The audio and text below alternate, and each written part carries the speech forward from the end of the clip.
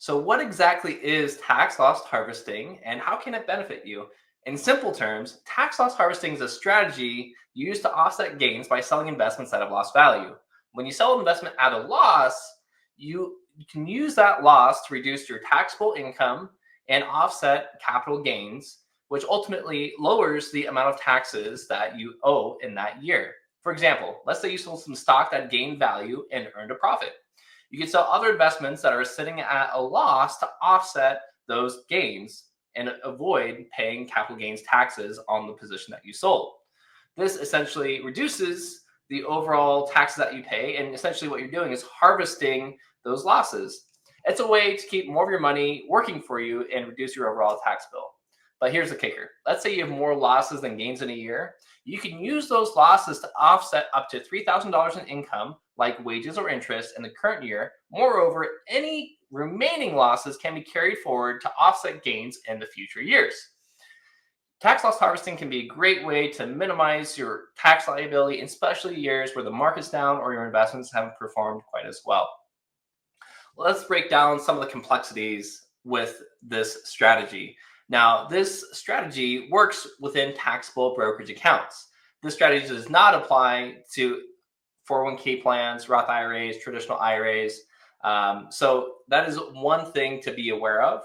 Moreover, there could be potential transaction costs associated with unwinding a position.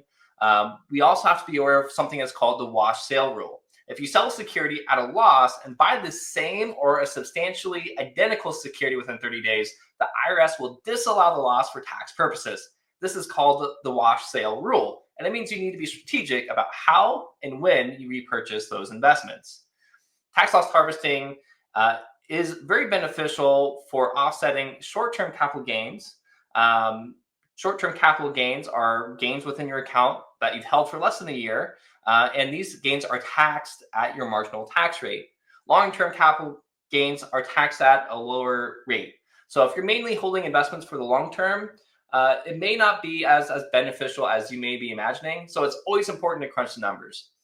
Timing and management of when you're buying and selling these positions is very important because it's not just about selling investments at a loss and completely deviating from your overall strategy. We have to make sure that we continue to be invested in your strategy for the long term.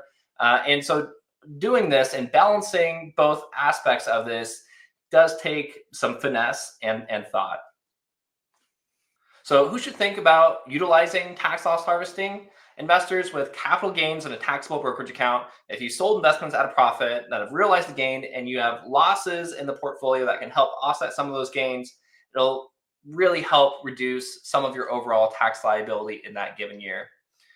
So that's a quick overview of tax loss harvesting. Again, it can be an effective way to reduce your tax bill by offsetting gains with losses.